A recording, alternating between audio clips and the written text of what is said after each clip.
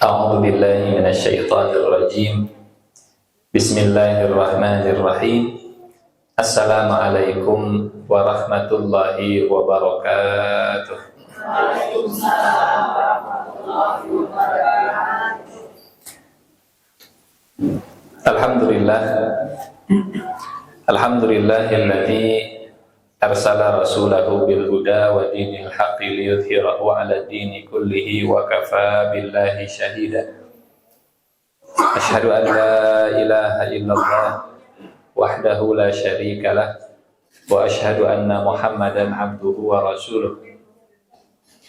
Allahumma salli ala sayyidina Muhammadin wa ala alihi wa ashabihi ajma'in. Allahumma la sahla illa ma ja'altahu sahla wa anta taj'alul hazna idza syi'ta sahla. Allahumma la ilma lana illa ma 'allamtana innaka antal alimul hakim. Allahumma 'allimna ma yanfa'una wanfa'na bima 'allamtana wa zidna ilman wa amalan ya rabbal alamin. Amma ba'du. Bapak Ibu yang saleh dan salihah, alhamdulillah pagi hari ini kita masih bisa beraktivitas. Mudah-mudahan aktivitas kita hari ini semua tercatat sebagai amal soleh insyaallah. Dan semoga bertambahnya usia kita, bertambah juga kedekatan dengan Allah Subhanahu wa taala. Semoga dalam setiap tambahan nikmat selalu ada tambahan taat, dan semoga kita dijauhkan dari segala bentuk istidraj. Istidraj itu nikmat bertambah tapi taatnya tidak bertambah. Nikmat bertambah tapi syukurnya tidak bertambah. Bertambah usia tapi tidak bertambah dekat dengan Allah Subhanahu wa taala. Semoga karena kalau istidraj pasti datang dari arah yang tidak disangka-sangka. Sanastadrijuhum min haitsu la ya'lamun. Sanastadrijuhum, dan kami akan mengistidraj mereka min haitsu, dari arah yang la ya'lamun, dari arah yang mereka tidak ketahui. Jadi hanya bisa berlindung kepada Allah dari segala macam bentuk istidraj. Bertambah harta, mudah-mudahan bertambah infak sedekah zakatnya. Bertambah ilmu, mudah-mudahan bertambah akhlaknya. Bertambah tambah nang ribu hoyongna. Masya Allah. Aku dah ke bapak-bapak. Terus ketebak arahnya itu. Ya, siga nama bertambah keluarga, bertambah sakinah gitu. Terus Ustaz. Ya, insyaallah. Bapak Ibu jamaah hadirin yang dirahmati Allah Subhanahu wa taala. Kemarin saya melihat ada postingan tentang persentase penduduk Indonesia yang katanya percaya kepada Tuhan, gitu, judulnya. Hasil survei mayoritas penduduk Indonesia itu berketuhanan atau percaya kepada Tuhan. 93%. 93%, Turki 91%. Tapi negara-negara yang maju, Cina dan seterusnya, itu di bawah 10, di bawah 20%. Tapi jadi tanda tanya.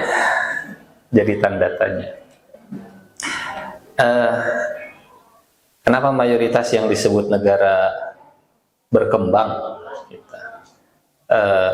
tidak seperti, atau mayoritas yang disebut negara maju, mereka tidak percaya Tuhan, sementara mayoritas negara yang berkembang percaya Tuhan.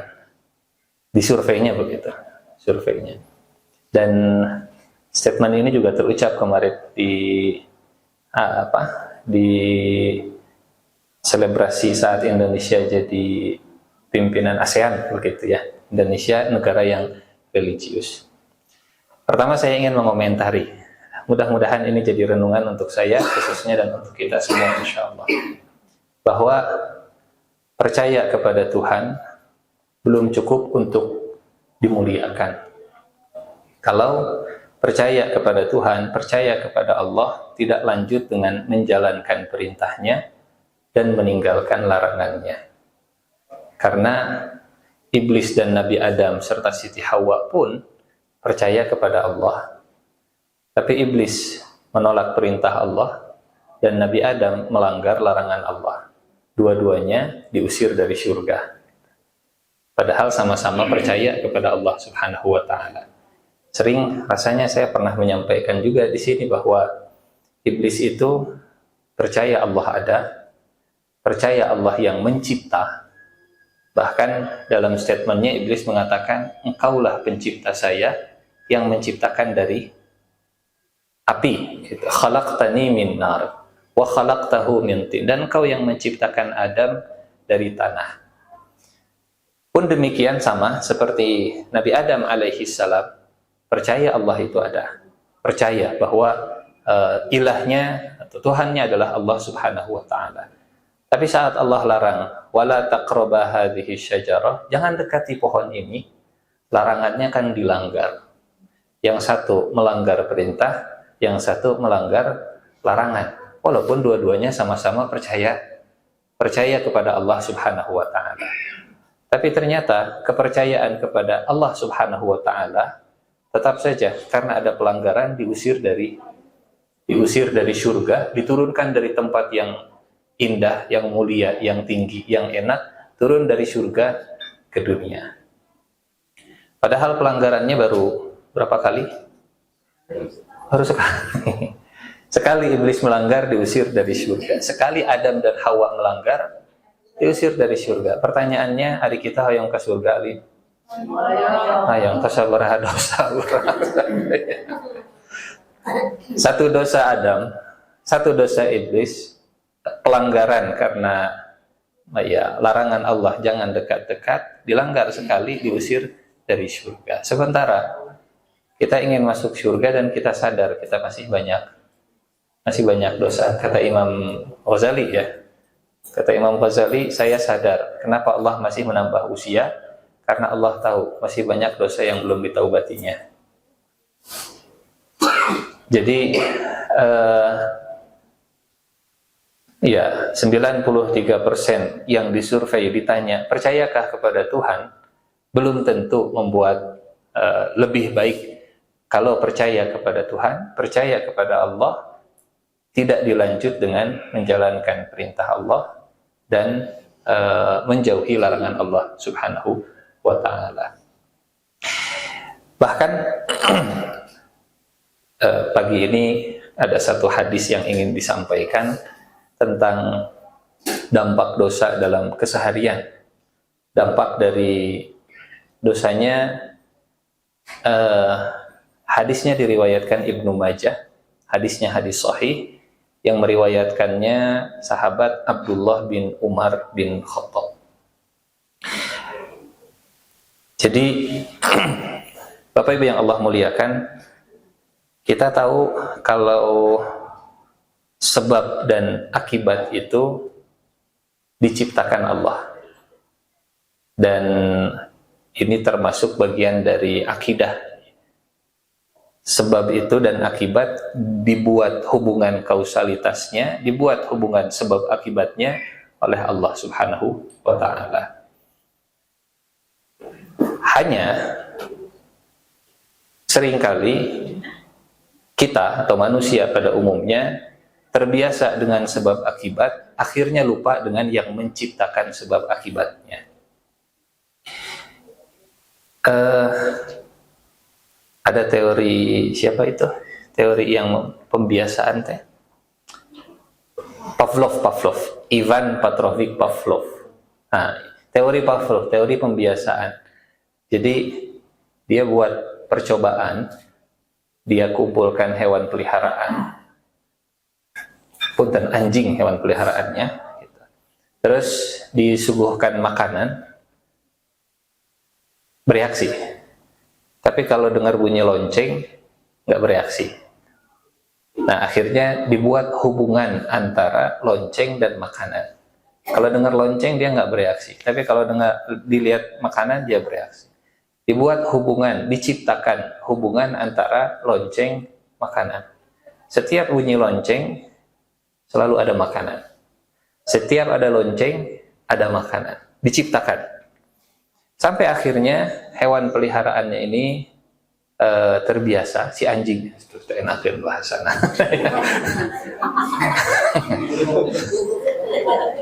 Hewan peliharaannya padahal ada biasa bahasa Indonesia kan bahasa Sunda jadi rada enak terjemahannya. Hewan peliharaannya itu jadi terbiasa, setiap mendengar bunyi lonceng dia langsung bereaksi, oh berarti tandanya ada makanan. Mirip seperti manusia yang lupa kalau sebelumnya antara lonceng dengan makanan itu tidak ada hubungan sama sekali. Yang menghubungkan, yang menciptakan hubungan sebab akibatnya adalah Allah Subhanahu wa Ta'ala. Makanya banyak kejadian-kejadian di bumi ini yang Allah abadikan dalam Al-Quran juga yang mengingatkan kita kalau sabab dan akibat itu diciptakan Allah. Karena bagi Allah, atau jangan bagi Allah dulu, bagi Pavlov mudah saja bunyikan lonceng tapi makanan nggak datang. Bisa? Bisa. Atau ngasih makanan tanpa harus bunyikan lonceng. Bisa. Atau bunyikan lonceng tapi yang datang bukan makanan, yang datang mainan yang suka dilempar, frisbee, dilempar, dikejar dan seterusnya. Sebagaimana Allah juga bisa tanpa ada sebab akibatnya muncul, atau ada sebab tapi akibatnya beda, tidak muncul seperti yang biasa dipahami manusia. Contoh misalnya sebab akibat lahirnya anak karena hubungan suami istri. Tapi Allah bisa menciptakan anak tanpa ada hubungan suami istri. Akibatnya ada, padahal sebabnya tidak ada. Akibatnya ada, padahal sebabnya tidak ada.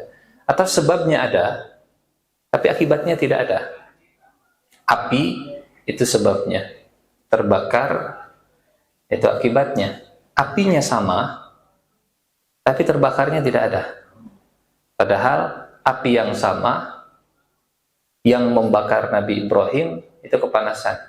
Nabi Ibrahim apinya sama, anu ningali nama hareudang, anu di dalam apinya tidak kepanasan begitu. Padahal apinya sama. Sebabnya ada, tapi akibatnya yang tidak ada.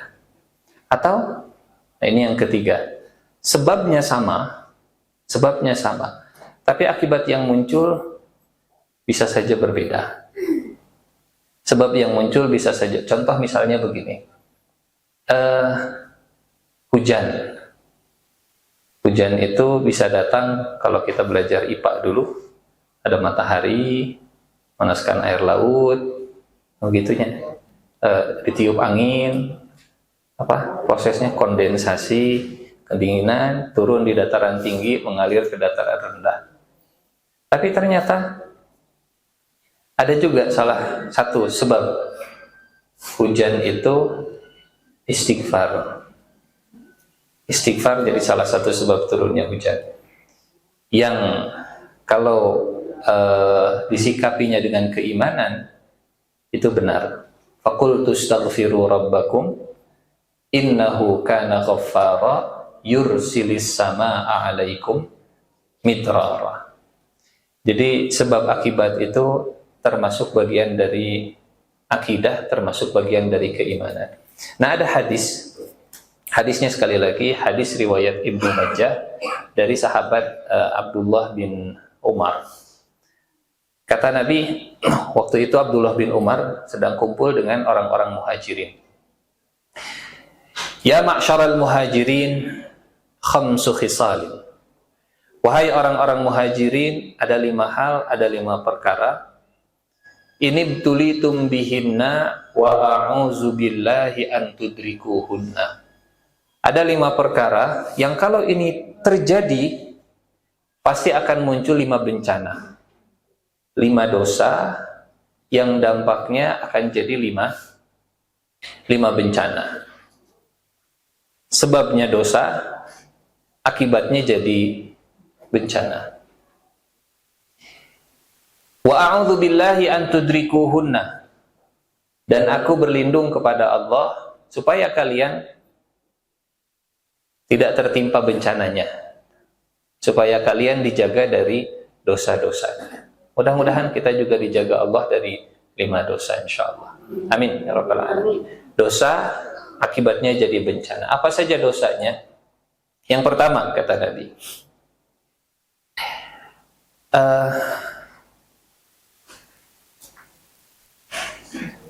gimana awalnya teh? Lam tadhhar al-fahishatu fi qaumin hatta a'lanu biha ma dhaharatil fahishah. Kalau ada perbuatan fahisyah yang muncul di suatu kaum, fahisyah muncul di suatu kaum. Apa itu fahisyah?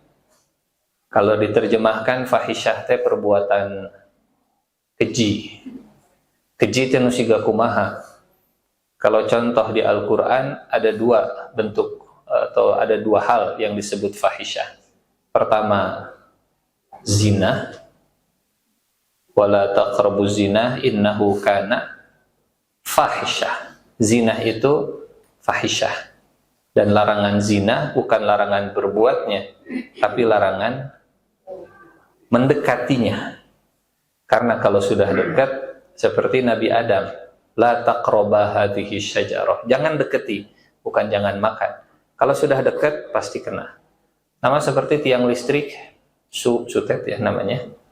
Sutet juga begitu, bukan jangan dipegang, tapi jangan didekati. Gitu. Karena kalau dekat pasti kena. Kalau dekat pasti kesetrum. Kalau dekat pasti tertarik. Magnetnya kuat. Wala taqrabuz zina, jangan dekati. Atau persamaannya jangan dekati, jauhi. Ijtanibu apa? Ya ayyuhalladzina ajtanibu katsiran minadh-dhann, ya ayyuhalladzina amanu ijtanibu fajtanibu innamal khamru wal maisir wal ansab wal azlamu rijsun min amali syaitan fajtanibu. Perintah menjauhi artinya sama seperti larangan untuk mendekati. Jadi jangan mendekati zina, sama seperti jauhi zina, jangan jauhi mabok-mabokan, jauhi judi, sama seperti larangan mendekati judi. Fajtanibuh dengan la taqrabu. Apalagi sekarang judi sudah mirip seperti game begitu ya. Judi online, game slot dan seterusnya. Kudu hati-hati. Ada aplikasi-aplikasi yang mungkin sekilas nampak seperti game, padahal di dalamnya ada perjudian. Dan mudah-mudahan kita juga mawas dengan keluarga kita, dengan anak kita, dicek di gadgetnya kalau ada game, periksa. Ini ada unsur judinya atau tidak. Fahisyah contohnya zina. Dan ya zina itu, punten Bapak Ibu, terjadi karena laki-laki dan perempuan yang berdekatan. Masih dalam koridor laki perempuan. Fitrahnya laki-laki senang ke perempuan, perempuan senang ke laki-laki. Kalau zina saja laki-laki dengan perempuan sudah termasuk fahisyah. Kira-kira kalau paham arahnya ke mana? Kalau laki-laki dengan perempuan saja yang berhubungan badan disebutnya fahisyah oleh Allah, disebutnya sudah zina dan jangan didekati, apalagi yang sudah di luar kebiasaan manusia, bahkan kebiasaan hewan mungkin, laki-laki dengan laki-laki, perempuan dengan perempuan. Kata Nabi, ma dhaharatil fahisyah. Kalau di suatu kaum muncul perbuatan fahisyah, salah satunya zina, lebih dari zina tadi, longsor, gempa, banjir, dan tsunami. Disingkat jadi LGBT. nya longsor gempa meh gampang singkatannya atau leupeut gehu bala-bala naon teu enak tama enak teuing.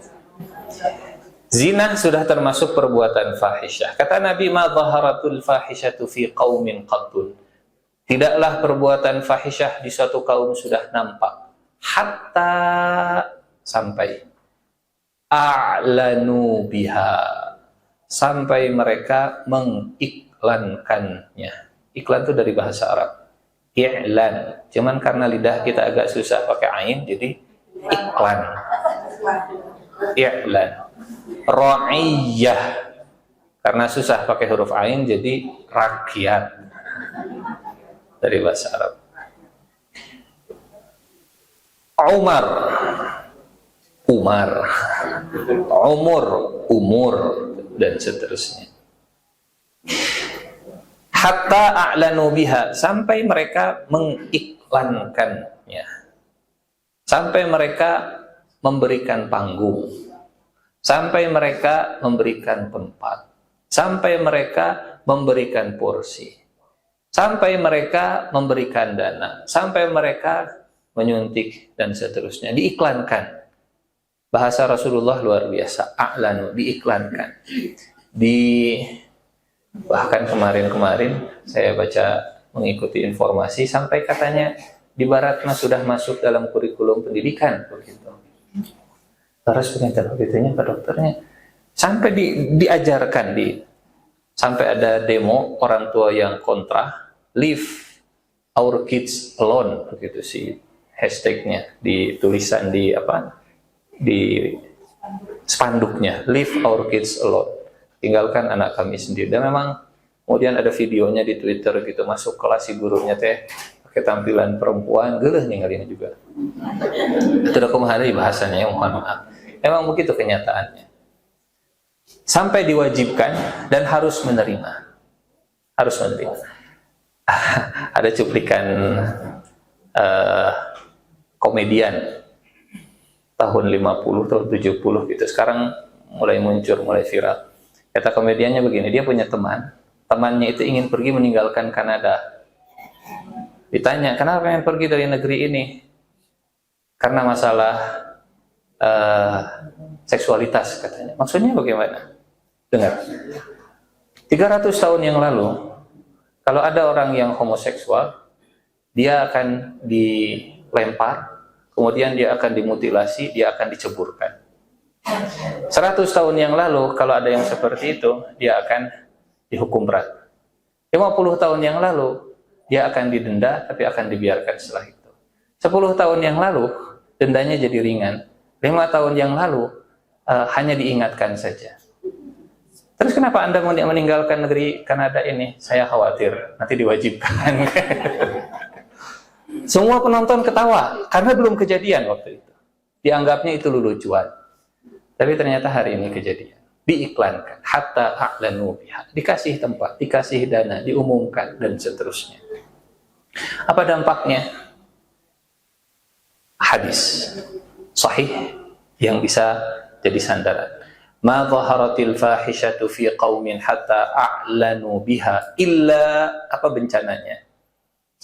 Illa btulu bit-tawa'ini wal auja'i allati lam takun fi aslafihimul ladzina madaw.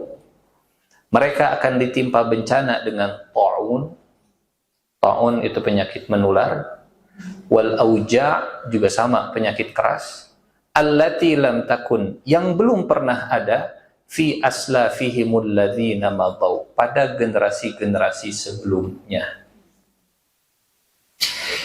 Bapak Ibu lebih paham dalam bidang kesehatan, tapi hadis ini sebab dari penyakit yang muncul lagi, baru lagi, baru lagi. Kata Nabi, salah satu sebabnya kalau ada perbuatan fahisyah yang nampak, kemudian diiklankan, diumumkan. Ma dhaharatil fahishatu fi qaumin hatta a'lanu biha illa btulu bit-tawa'ini wal auja'i allati lam takun fi aslafihimul ladzina atau. Tentu penanganannya secara medis Bapak Ibu lebih paham. Tapi kalau akibatnya saja yang di stop, tanpa menghentikan akarnya, hanya mengobati, tapi tidak, apa istilahnya, tidak menghentikan perbuatan fahisyahnya, muncul lagi yang baru, yang baru, yang baru, yang baru, yang baru, dan seterusnya. Yang belum pernah ada pada generasi-generasi sebelumnya. Hadisnya mah bisa dicari di Google, mangga. Insya Allah valid, sahih. Yang kedua, kata Rasulullah, wa ma naqusa qaumun, dan tidaklah suatu kaum mengurangi al-mikyala wal mizana, mengurangi timbangannya dalam perdagangan, dalam bisnisnya, dalam berdagangnya, illa, kecuali, kalau bahasa kita curang mungkin ya. Curang mah ya levelnya level kecil, curang. Tapi kalau sudah jadi miliuner, sudah jadi triliuner, mungkin istilahnya beda lagi. Istilahnya apa istilahnya kalau kekinian? Dia berdagang tapi curang. Kalau korupsi mah kan mungkin wilayah publik ngambil hak orang lain. Ini seorang yang berdagang, berbisnis, tapi mengurangi timbangan, curang dalam bisnisnya. Wa ma naqusa qaumun al-mikyala wal mizan. Dia sudah jadi konglomerat, tapi curang. Hidung lah gitunya. Konglomerat hitam, pebisnis yang curang, licik dalam berdagangnya, mengurangi timbangan, tidak jujur, banyak yang dirugikan. Wa ma naqusa qaumun al-mikyala wal mizan. Kalau ada dosa seperti ini di satu kaum, apa dampaknya yang terjadi? Kalau yang pertama, krisisnya kesehatan. Penyakit muncul yang baru. Yang kedua, ini redaksinya ya, kata Rasul, illabtulu bisinin wa syiddatil ma'unah wa jawris sultan. Kalau di suatu kaum banyak konglomerat hitamnya, banyak pebisnis curangnya, banyak yang dagang tidak jujurnya, maka yang terjadi bencana di kaum tersebut, sinin, artinya kekeringan yang panjang sekali. Yang kedua, syiddatil ma'unah, syiddah itu keras atau susah, ma'unah artinya beban hidup. Yang ketiga, wajawris sultan, dan ketika ada kekuasaan di sana, kekuasaannya terasa begitu menzolimi, menekan.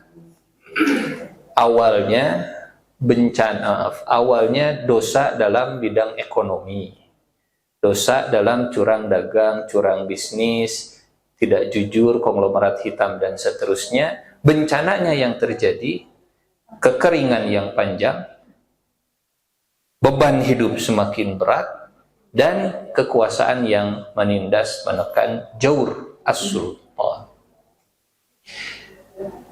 Dua hal yang dihubungkan oleh Rasulullah Sallallahu Alaihi Wasallam.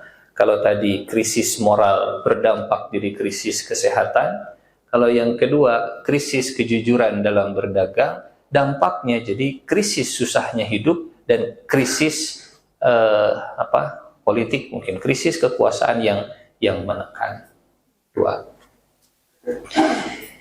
Yang ketiga, wa ma mana'a qaumun zakata amwalihim, dan tidaklah di suatu kaum banyak yang menahan zakatnya, zakat hartanya. Kalau yang kedua, dia dapat uangnya dengan cara curang, mengurangi timbangan, mengurangi takaran. Kalau yang ketiga, mungkin dia bisnisnya halal, tapi dia tidak mau mengeluarkan hak dari uang yang didapatkannya. Kan bab harta mah dua ya hisabnya. Harta haram itu cirinya, atau harta haram itu definisinya dua. Haram mendapatkannya atau haram mengeluarkannya. Harta halal juga begitu. halal mendapatkannya, halal juga menginfakkannya, dan halal juga jenisnya. Beda dengan ilmu. Kalau ilmu mah cuma satu. Ilmu mah dipakai untuk apa? Karena walaupun ada orang belajar mencuri, tapi tujuannya bukan buat mencuri, insya Allah ilmunya jadi ilmu yang bermanfaat. Kenapa? Saya belajar mencuri dari YouTube supaya saya bisa mengajarkan orang hati-hati, jangan sampai dicuri. Saya belajar dari YouTube bagaimana modus orang itu membongkar gembok. Oh begitu ya.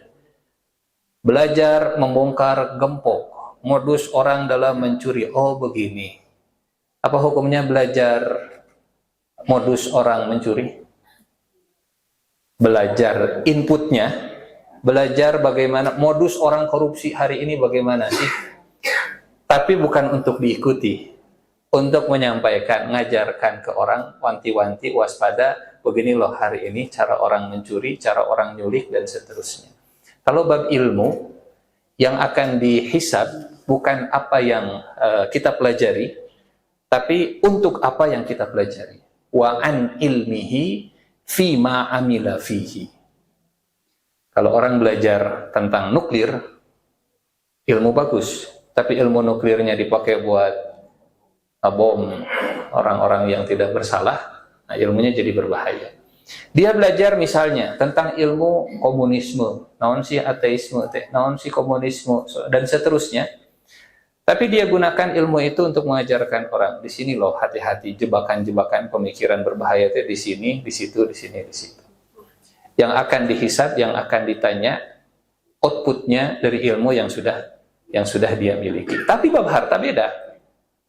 Bab harta mah nyarinya jadi hisab, barang yang dicarinya juga jadi hisab, dikeluarkannya juga jadi hisab.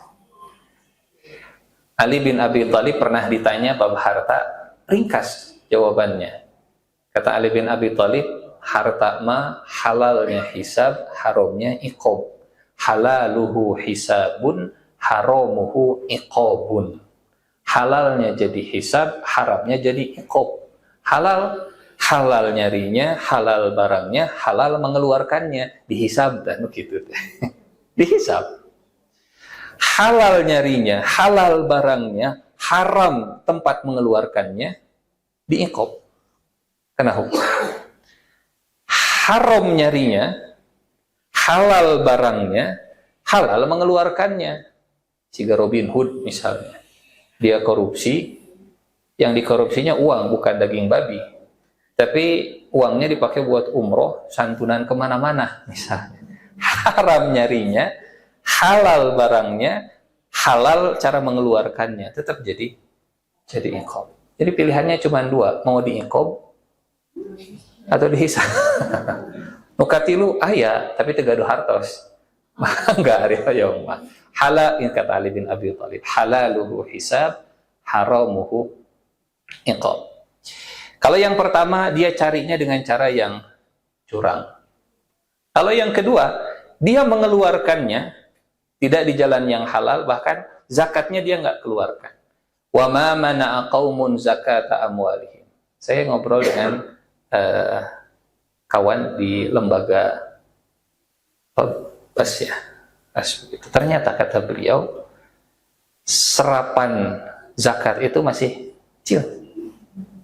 kecil. Artinya potensinya besar, tapi yang masuk tidak sebesar potensinya. Wa ma mana'a qaumun zakata amwalihim. Kalau itu dosanya, apa bencananya? Illa muni'u al-qatra walaulal bahaim lam yumtaru. Kalau di suatu kaum mereka menahan hartanya untuk dikeluarkan zakatnya, maka Allah juga akan membalas dengan menahan hujannya, tidak akan diturunkan. Tapi Allah masih kasihan. Walaulal bahaim, kalau bukan karena hewan ternak, mun sanes gara-gara muning, mun sanes gara-gara apalagi sapi, hayam, domba, hujan tidak akan diturunkan. Jadi hujan itu karena Allah sayang kepada hewan, tapi tidak sayang kepada manusia. Apa dampaknya buat manusia? Karena hujannya itu gara-gara bahaim, gara-gara hewan ternak, maka hujan yang turun jadi mudarat buat manusia. Yang tadinya hujan itu rahmat, tapi sampai ke manusia yang banyak tidak membayar zakatnya, jadi mudarat. Apa yang terjadi kalau hujan jadi mudarat? Meureun banjir, naon deui? Longsor, penyakit pes meureun di mana-mana kalau setelah banjir dan seterusnya. Artinya selain kalau yang pertama kan ikhtiarnya ikhtiar medis, tapi ikhtiar amar ma'ruf nahi mungkar, krisis moralitasnya juga dikerjakan. Kalau yang kedua bab kejujuran dalam berbisnis dan berdagang, yang ketiga menyisihkan harta yang bukan hak kita dikeluarkan supaya ini punten ya, mudah-mudahan saya salah, tapi bahasa kasarnya mungkin begini. Kalau di satu daerah setiap hujan itu banjir, berarti tanda gitu. Kalau di satu daerah setiap hujan itu banjir, mungkin cara Allah mengingatkan, bukan hanya perbaiki selokan, perbaiki gorong-gorong dan seterusnya, tapi juga perbaiki hartanya supaya ada yang dizakatkan, dikeluarkan untuk Allah. Zakatnya minimal dengan 2,5%, atau kalau pertanian 5%, kalau dari hujan 10%, dan seterusnya dan seterusnya. Karena hujan bermanfaat bagi hewan ternak saja, kalau di daerah tersebut, kata Nabi, banyak yang menahan zakatnya. Wa ma mana'a qaumun zakata amwalihim illa muni'ul qatra walau lal bahaim lam yumtaru. Yang keempat, wa ma khafara qaumun al-ahda illa sallallahu alaihim aduwahum fayakhuduna ma fi aidihim. Wa ma khafara qaumun, kalau di suatu kaum, khafara qaumun al-ahda, di suatu kaum banyak yang khafara itu artinya mengingkari, melanggar al-ahda, janji atau sumpah. Dia sudah berjanji, dia sudah bersumpah, tapi janji dan sumpahnya banyak yang diingkari. Apalagi sekarang lah musimnya musim janji, semua banyak begitu ya. Kalau saya dulu yang namanya orang berdongeng itu dimulai dengan syahdan, konon, once upon a time. Hari ini dimulai dengan kalau saya nanti. Kalau saya. Tidak ada yang salah. Yang salah ketika apa yang disampaikan, dijanjikan, kemudian tidak menjadi kenyataan. Wa ma khafara qaumun al-ahda. Al-ahda bisa bermakna janji, al-ahda bisa bermakna sumpah.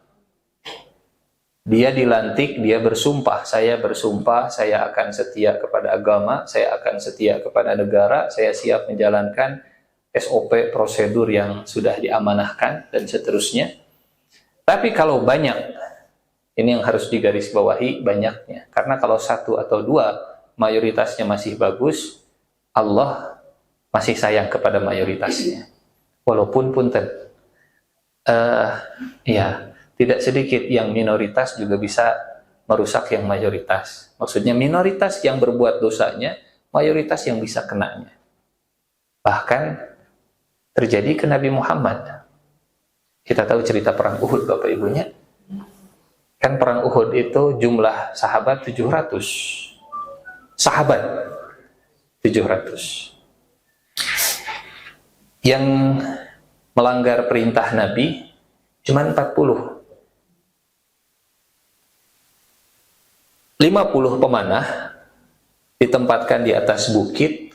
Kata Nabi, stay di sini, jaga pos ini, jangan kemana-mana. Menang atau kalah jangan tinggalkan. Sampai ada perintah. Apa yang terjadi?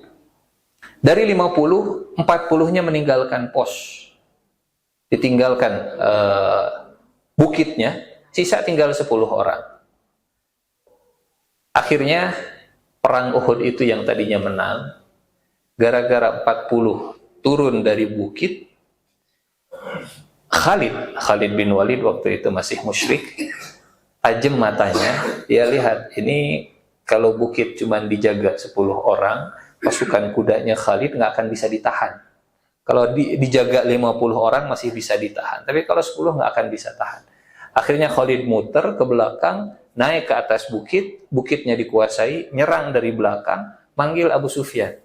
Akhirnya Rasulullah sama para sahabat itu diserang di belakang sama Khalid, diserang dari depan sama Abu Sufyan. Kadempet, kagencet, terhimpit. Akhirnya Rasulullah sama para sahabatnya, ada yang naik ke atas gunung Uhud, ada yang lari balik ke Madinah, tunggang langgang, kocar kacir, bubar. Punten, tolong hitung 40 dari 700 seberapa persen? Sudah sarapan? 5? Hah? Benar. Hanya 5, sekian, 6% lah kita bulatkan. Hanya 6% yang melanggar perintah Nabi, satu kali melanggarnya. Berapa orang yang jadi korban? 70 orang jadi syahid, Rasulullahnya terluka, pasukannya kocar kacir, ada yang kemudian dan nama baik kaum muslimin juga jadi pertaruhan begitu. Padahal tahun kemarin perang Badar menang, perang Uhud bisa kalah. Hanya gara-gara sampai para sahabat mereka bingung. Kata para sahabat, kok bisa kita kalah? Kan Nabi ada di tengah-tengah kita. Kok bisa kita kocar kacir? Kan ada kekasih Allah di tengah kita. Masa pasukan yang ada nabinya bisa kocar kacir? Di tengah mereka ada nabi, tapi bisa kocar kacir. Gara-gara yang melakukan pelanggarannya cuma 6%. 6%. Jadi mungkin musarolehna teh di Bandung 94%. Nah, seri jika nanti percaya diri. Contoh, iya mah contoh. Dibalik sih karena mau ustad atau tok itu.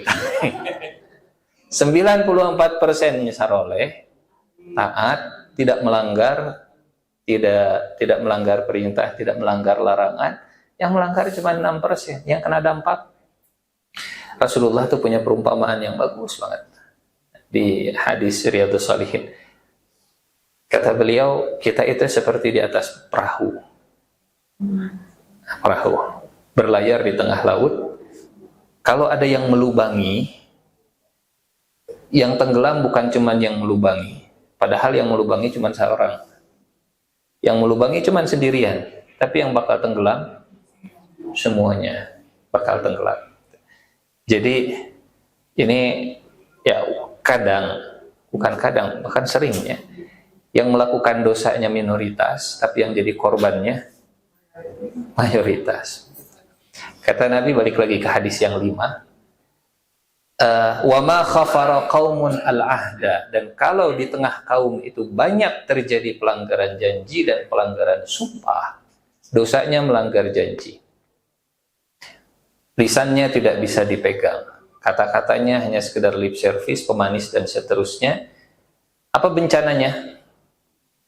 Wa ma khafara qaumun al-ahda illa, bencananya yang terjadi, sallatallahu alaihim, Allah akan memberikan sultan kepada mereka.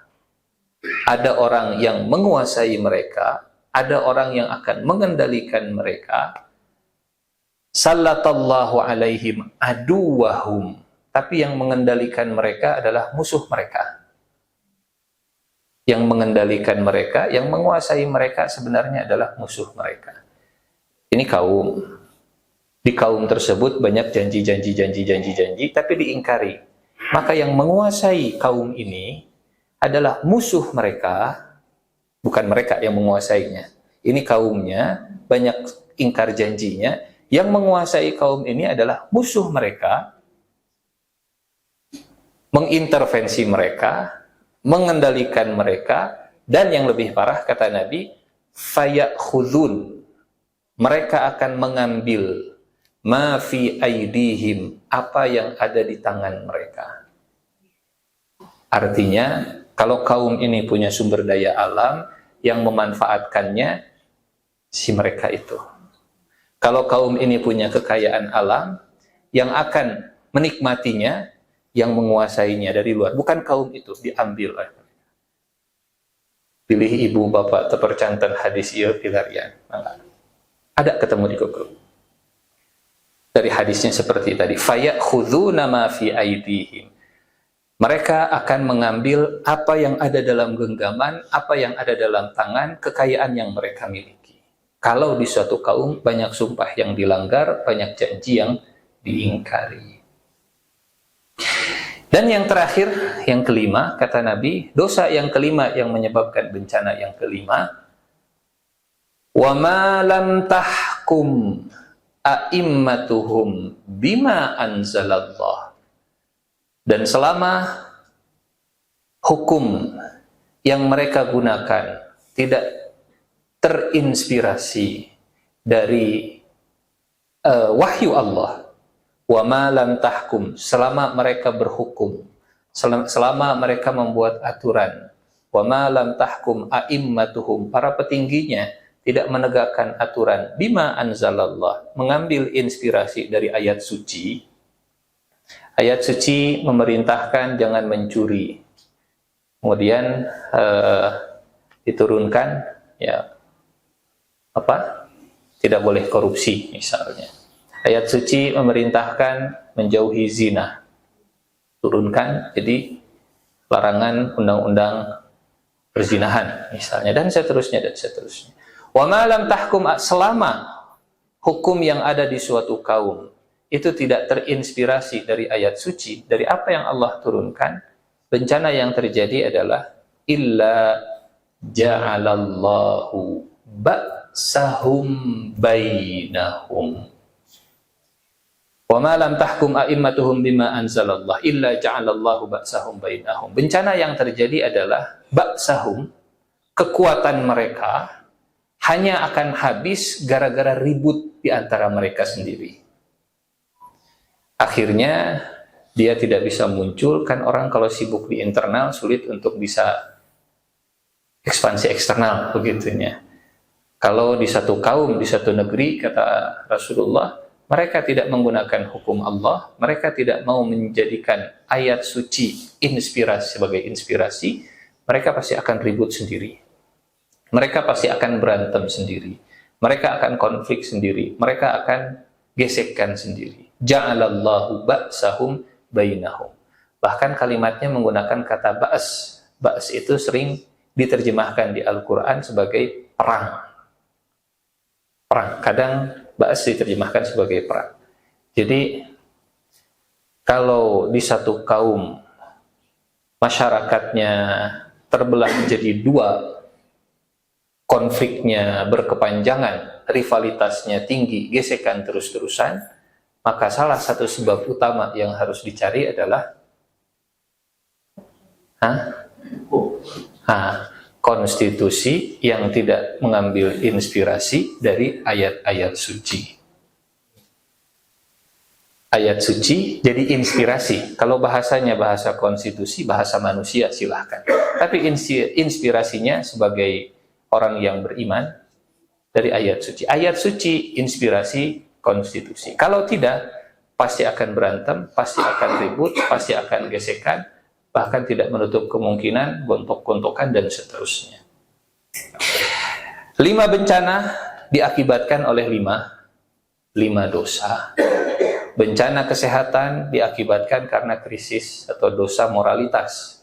Fahisyah yang diumumkan, diiklankan, bahkan na'udzubillah min zalik, bahkan mungkin dibekingi, bahkan mungkin dijaga, bahkan mungkin yang mengganggu bakal dikriminalisasi misalnya. Na'udzubillah min zalik. Yang kedua, krisis krisis kehidupan, biaya beban hidup yang tinggi, ternyata sebabnya karena banyaknya kecurangan dalam berdagang, banyaknya pedagang yang jahat begitu, yang curang. Yang ketiga, zakat. Bab hak milik orang lain, hak milik Allah Subhanahu wa taala yang tidak dikeluarkan, bencana yang terjadi, bencana cuaca, krisis iklim dan seterusnya. Bencana yang ketiga, bencana apa ini judulnya? Krisis kehilangan sumber daya yang tidak bisa digunakan karena banyak janji yang diingkari. Dan yang kelima, krisis keamanan, keributan, gesekan. Bagi orang yang beriman, dia punya dua cara pandang. Cara pandang duniawi dan cara pandang ukhrawi. Cara pandang manusia pada umumnya dan cara pandang Rasulullah Sallallahu Alaihi Wasallam melihat permasalahan, sehingga melihat dengan dua cara pandang lebih utuh, lebih sempurna, lebih tepat diagnosisnya, lebih tepat juga memberikan obat-obatannya. Ini mungkin yang bisa disampaikan Bapak Ibu yang dirahmati Allah. Dosa yang dampaknya kepada bencana. Kita kembali ke awal. Indonesia salah satu negeri yang katanya 93% percaya kepada Tuhan. Tapi catatannya, percaya kepada Allah tidak cukup mengangkat derajat. Percaya kepada Allah saja bahkan bisa diusir dari surga kalau tidak menjalankan perintah Allah, kalau melanggar larangan Allah. Sebagaimana Adam, apalagi kalau 5 dosa tadi, kalau 5 dosa tadi terjadi, ya, krisisnya pun atau bencana pun bakal terjadi. Fakullan akhadna bidzanbih. Setiap orang, setiap kaum akan dihukum oleh Allah sesuai dengan dosanya masing-masing. Tapi bagi kita mudah-mudahan selain kita memperbanyak istighfar dan taubat, mudah-mudahan amar ma'ruf nahi mungkar juga termasuk bagian dari aktivitas harian kita yang ada di sekitar kita. Mudah-mudahan bisa kita ingatkan, bisa kita sama-sama menjaga diri insyaallah. Semoga ada manfaatnya. Ada tanya jawab atau tidak ada? Alhamdulillah tidak ada. Mangga, silahkan kalau ada, silahkan. Alhamdulillah. Tayanya. Alhamdulillah. Baik, kita bersyukur bisa berkumpul. Mudah-mudahan kumpulan kita pagi ini jadi amal soleh, diterima Allah Subhanahu wa ta'ala. Dan sekali lagi semoga Allah hindarkan kita dari 5 bencana tadi, seperti Rasulullah mendoakan Abdullah bin Umar dan orang-orang muhajirin, wa a'udzu billahi an tudrikuhunna. Aku berlindung kepada Allah agar kalian tidak mengalami bencana tadi. Dijaga seperti Nabi Ibrahim, walaupun masuk ke dalam api tapi apinya jadi dingin. Diselamatkan seperti Nabi Musa, walaupun sudah berada di tengah lautan tapi lautannya dijaga sehingga tidak tumpah. Dijaga seperti Rasulullah Sallallahu Alaihi Wasallam, walaupun sudah terdesak di dalam gua Sur, sudah kelihatan Abu Jahal dan pasukannya di atas, tapi Allah menjaga matanya sehingga tidak melihat ke bawah dan mereka selamat. Dijaga seperti pemuda Kahfi, walaupun mereka sedikit, mereka terpojok, mereka tidur di dalam gua, tapi Allah selamatkan mereka dari kondisi yang mereka khawatirkan. Semoga Allah menjaga kita semua insyaallah. Terima kasih. Qul qouli hadza wa astaghfirullah li wa lakum. Wassalamualaikum warahmatullahi wabarakatuh.